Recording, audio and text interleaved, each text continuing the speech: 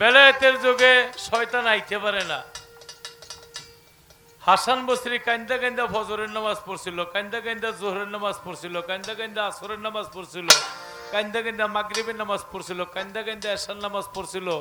এই শয়তানের দুঃখে কারণটা লেখা রাখেন, আবার যদি কোনোদিন সুযোগ পাই ওই দিন জবাব লব। বাদ দেয় লেখা বইব না। যাই হোক, নবী পারে না এমন একটা কাজ কোন নবী পারে নাই, বেলায়েতের একটা লোক করেছিল। এটা কাজটা কি? কোন নবীর লগে শয়তান এই বেয়াদবি করতে পারে নাই, করছিল বেলায়েতের লোকটার লোকই। মাওলা আলী মসজিদে কাবাগরের পাশে দাঁড়ায় রয়েছে, একটা জিন আইসা মাথার মধ্যে একটা ধাক্কা দিয়া চলে গেছে। এই জিনদারে মাওলা আলী একটা বান দিছিল খেজুর গাছের পাতা দিয়া। এই জিন এই বান লয়ে বাবা আদমের কাছে গেছে। বাবা আদমে কয়, যেই বান যেই লোকটা দিছে এই বান খোলার ক্ষমতা আমার নাই। ঈসা নবী, মুসা নবী, দাউদ নবী 1,24,000 পয়গম্বর বান দেখে কইছিল এই বান আমরা খুলতে পারবো না। শেষে আমার নবীর কাছে আইছে, নবী গো আপনি তো দয়ার নবী, বানটা খুলে দেন। নবী বান্ডা দেখে কইছিল, বান্ডা দিছে যে আমি পারবো না, এটা না, যে দিছে বান্ডা সেই খুলবে। কিছু কিছু মামলা আছে, যে দারোগা এটার আয়ু রিকভারি করছে মাল সহ, এটা উনি এটা ফাইনাল রিপোর্ট দিব না রিপোর্ট দিব না, এটা এর কাছে, এটা ওসির দায়িত্ব না। কথা ঠিক আছে? আয়ুর দায়িত্ব, এটার আয়ু ছিল মাওলা আলী। মাওলা যে বান দিছে সেই করবে। বান্ডার দিছে কে? মাওলা আলী। খোলে না, এর সামনে যেতে সাহস পাই না। মাওলা আলী কে ডাইকা নবী কয়, তুমি বান্ডা কেন দিছো? কয়, নবী ও আমার মাথার মধ্যে একটা ধাক্কা মারছে। তারপরে কয়, আমার মাথায় একটা ধাক্কা মেরে 40 কিলো দূরে চলে গেছে। মাওলা আলী অত লম্বা ছিল না, একেবারে খাটো ছিল না, মিডিয়াম ছিল। তো নবী কয়, তোমার হাতরা, এই হাতরা 40 কিলো দূরে কেমনে গেল? কয়েকজন ধাক্কা দিয়ে যাইতেছিল, থাপাটা ধরে লইছি। কয়েকদিন খাটো হাতে তো বড় হইলো কেমনে? কয়, নবী মূর্তি ভাঙতে গিয়ে হাত যখন আল্লাহর আরশে গেছিল, তাহলে 40 কিলো তো এটা করে ব্যাপারই না। কয়, বানটা খুলে দাও। কোন কোন মতে আছে জিনের আমলে মাওলা আলী এই বানটা দিয়ে দিছিল এই মানব আদম পৃথিবীতে আসার আগে। যাই হোক, অবশেষে মাওলা আলীর কাছে ক্ষমা চেয়েছে। তারপরে মাওলা আলী নিজেই বান খুলে দিয়েছে। মাওলা আলী ছিল শরীয়তের বাগ, মারফতের চেরাগ। শুধু তাই না, একটা পাহাড়, এই পাহাড়ের মধ্যে একটা গর্ত, ওই গর্তের মধ্যে কিছু বাজে জিন আছে, তারা মানুষকে খুব ডিস্টার্ব করত। একটা সময় আমার নবী আদেশ করলেন, এই জিনকে সাথে যুদ্ধ করার মতো মাওলা আলী ছাড়া আর কেউ নাই। মাওলা আলী একেবারে একটা সুরঙ্গ দিয়া ভিতরে গিয়া জিনের সাথে যুদ্ধ কইরা সেই জিনদেরকে কিছুগুলিরে কলেমা পড়াইছে, কিছুগুলিরে হত্যা করে তারপর আসছে। নবীজি মক্কা ছেড়ে যায় বারে বার, পিছন ফিরে যায়। নবীজি মক্কা ছেড়ে যায় বারে বার, পিছন ফিরে যায়। নবীজি মক্কা ছেড়ে যায় বারে বার, পিছন ফিরে যায়। ইয়া হাবিব,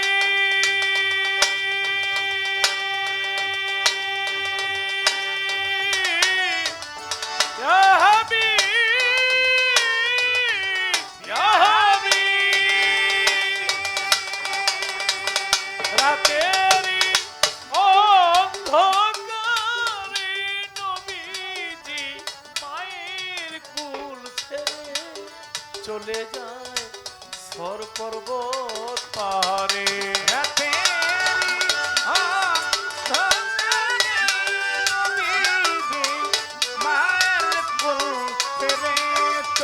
চলে যায় সর পর্বত পারে। রাতেরি অন্ধকারে নবীজি মায়ের কুল ছেড়ে চলে যায় সর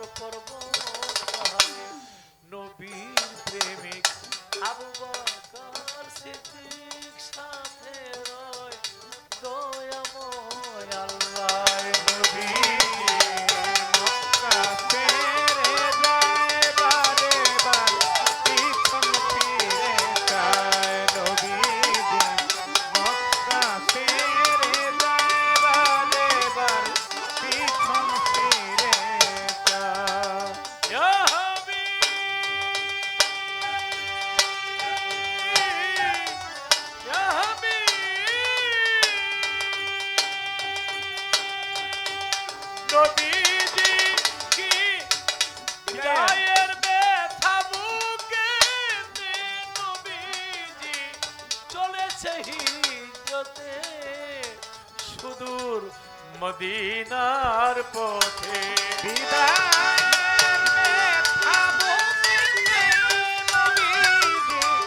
চলেছে হিজরতে শুধু মদিনার পথে বিদায়ের ব্যথা বুকে নবীজি চলেছে হিজরতে সুদূর মদিনার পথে নবীজি যেতে নাহি যায় তবুও হইয়া যায় বিদায় হৃদয়ের করুণ কান্নায় আখি নবীর ভেসেছে বন্যায়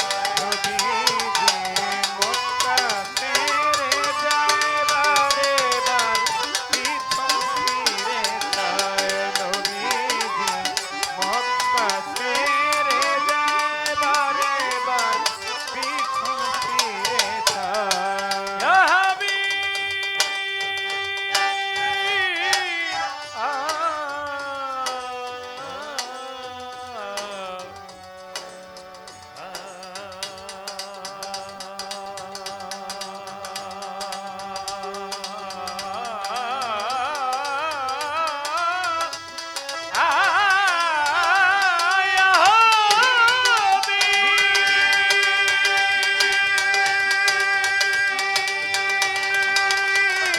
কাঁদে মক্কার পশু পাখি তরুলতা নবীর সুখে আমার নবীকে ডাকে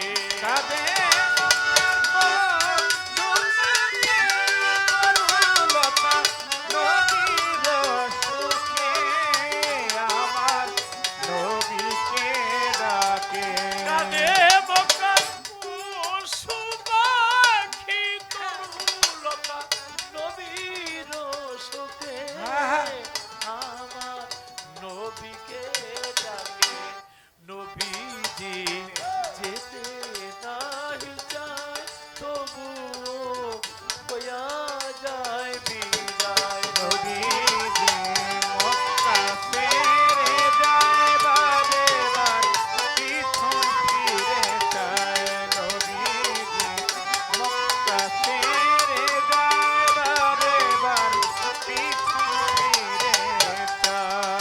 ইয়া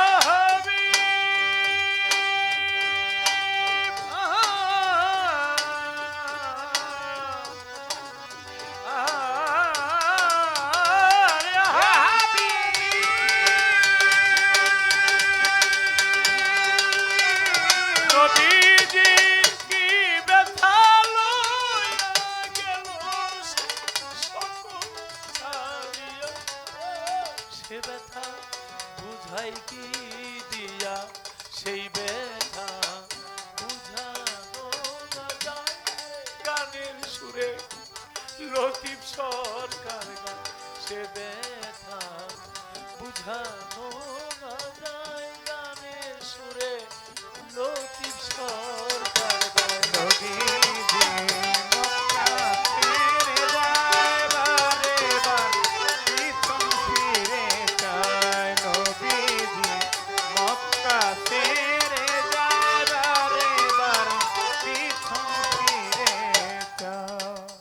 মানুষের যখন বিপদ আসে তখন কিন্তু তার দেশের কথা মনে পড়ে মানুষের যখন বিপদ আসে তখন কাছের মানুষগুলির কথা মনে পড়ে প্রেসিডেন্ট সাদ্দাম মার্কিনীরা যখন দেশটা হামলা করলো এই সাদ্দাম গিয়া লুকাইছিল তার নিজের গ্রামে মানুষ যখন বিপদে পড়ে কাছের বন্ধু বান্ধবকে খোঁজে তেমনি আবু বকর সিদ্দিককে চারদিকে ঘেরাও করলো 40 জন সৈন্য তার কল্লা কাটার জন্য আমার আল্লাহ বলে দোস্ত আপনি সূরা ইয়াসিন পাঠ করে চলে যান আপনাকে কেউ দেখবে না নবী চলে গেল প্রথম আবু বকর সিদ্দিকের বাড়িতে গিয়ে দেখে রাত্রিবেলা একবার ডাক দিয়েছে বকর আবু বকর দরজা খুলে দিয়েছে নবী বলে তুমি ঘুমাসো নাই আবু বকর বলেন, নবী গো, 6 মাস আগে আপনি একবার ওয়াজের মধ্যে বলেছিলেন আমাদের এই জন্মভূমি আমাদের ছেড়ে চলে যেতে হবে। সেদিন থেকে আমি একটি রাত্র ঘুমাসি না। ও নবী, সদা সর্বদা পথের দিকে চেয়ে থাকতাম যে আল্লাহর হাবিব কখন যেন আসে। আমি যদি ঘুমিয়ে যাই, আমাকে যদি ডেকে না পান, আমি আপনার সাথী হতে পারবো না। আপনার সাথী যদি না হতে পারি, আমার ইহকাল পরকাল সবই তো শেষ। এখানে একটা গান আছে, দয়াল আমার এই পথ দিয়া আসবে রে জহির সাই, এই পথ দিয়া আসবে রে, আমি সদা থাকি পথের দিকে চাই। রে দয়াল আমার পথ দিয়া আসবে রে, আমি সদাই থাকি পথের দিকে চাহিয়া রে। হায় হায়, এই রাস্তাতে কত লোক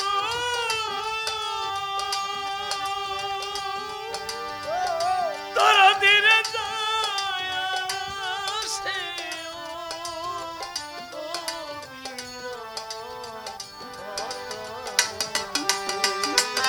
হায় হায়, রাস্তাতে কত লোক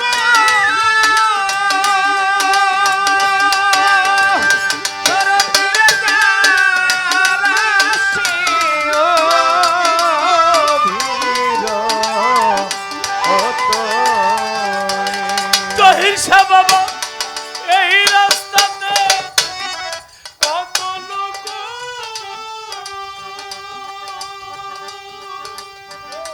দরদিরে যায় আসে, ও বীর।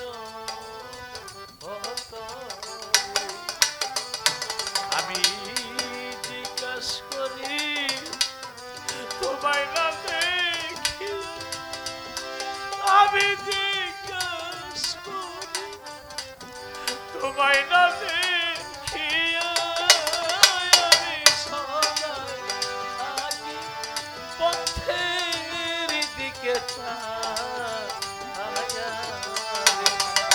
জহির শাহ বাবা, এই পথ দিয়া আসবে রে, আমি সদাই থাকি পথের দিকে চাহিয়া রে।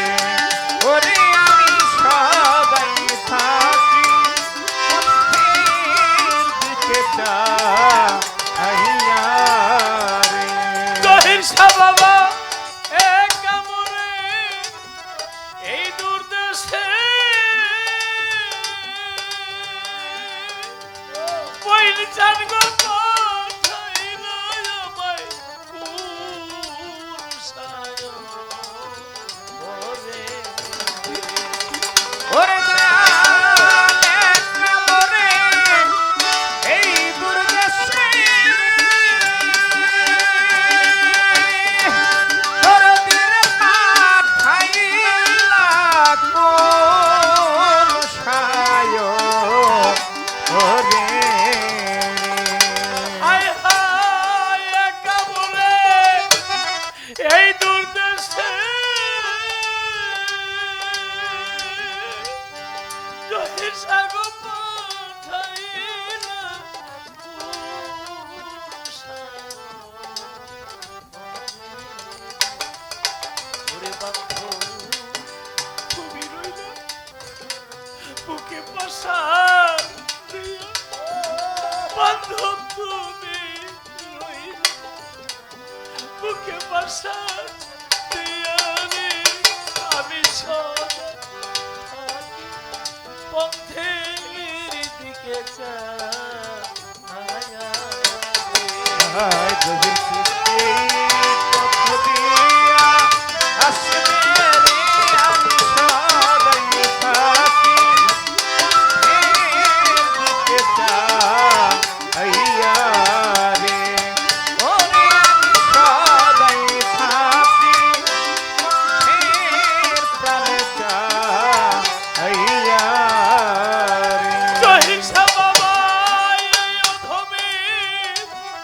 এই নিবেদন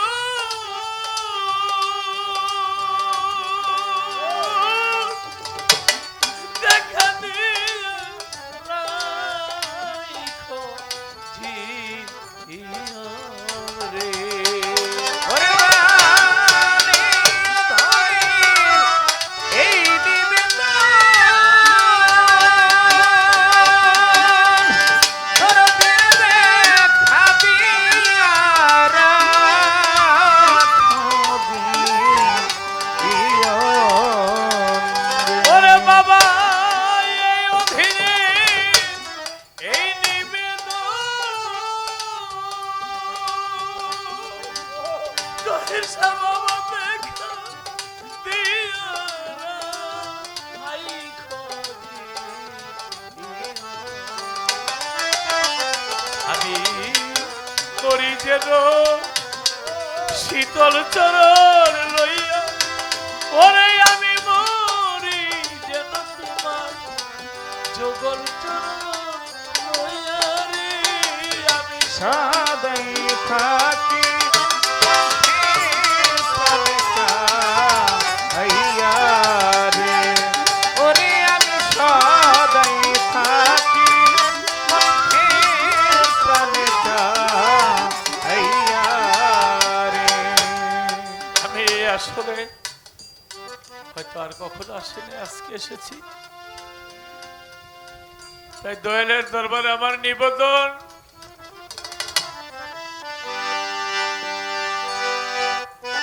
দরদি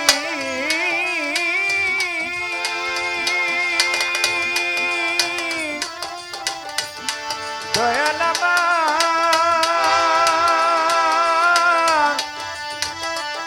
দরদি দরদি এই অধীনের এই নিবেদন দেখা দিয়া রাইখো জীবন আমার জহির শাহ বাবা। আমি মরি যেন তোমার শীতল চরণ লইয়া। আমার মঈন বাবা আমার দয়াল যেই দরবারেই যাই আমার জহির শাহর নাম নিলে আমি আমার মঈন বাবারে খুঁজে পাই। যে দরবারে যাই গুরু তো একজন, দেহ কেবল ভিন্ন। আমার জহির শাহ বাবার মাধ্যমে আমি আমার গুরুকে পাই। গদিনী সিন আমার বাবা, তার চরণে যখন সালাম করে আসি বাবা আমাকে দোয়া করে বলে আমি তোমাকে দোয়া করি তুমি যেন সবসময় আমার কাছে থাকে। আবুল ভাই তাকে জিজ্ঞেস করেছিলেন বেলায়েতের স্বপ্ন, এই কথাটা বলাতে তিনি এত একটা কঠিন গুরুত্বপূর্ণ জবাব দিয়েছে। যেমন নবীর কদমে ভক্তি দিয়েছে, এই ভক্তি তো তার গুরুর চরণে দিয়েছে। আর যদি আরেকটু বলেন, যখনই যেখানে যে স্বপ্ন দেখায় মূল আল্লাহই দেখায়, কিন্তু যে যারে ভালোবাসেন আল্লাহর তো কেউ দেখছেন আল্লাহটা কেমন, কিন্তু যারে দেখছেন তার রূপে তার ভাবে তার প্রেমে যখন আপনি প্রভুরে পাবেন, কিন্তু বুঝা নিতে হবে এই তো আমার সেই, এইটাই তো বেলায়েতের স্বপ্ন। হয়তো সময় বেশি নাই, চলে গিয়েছে রাত্র সুখের রজনী।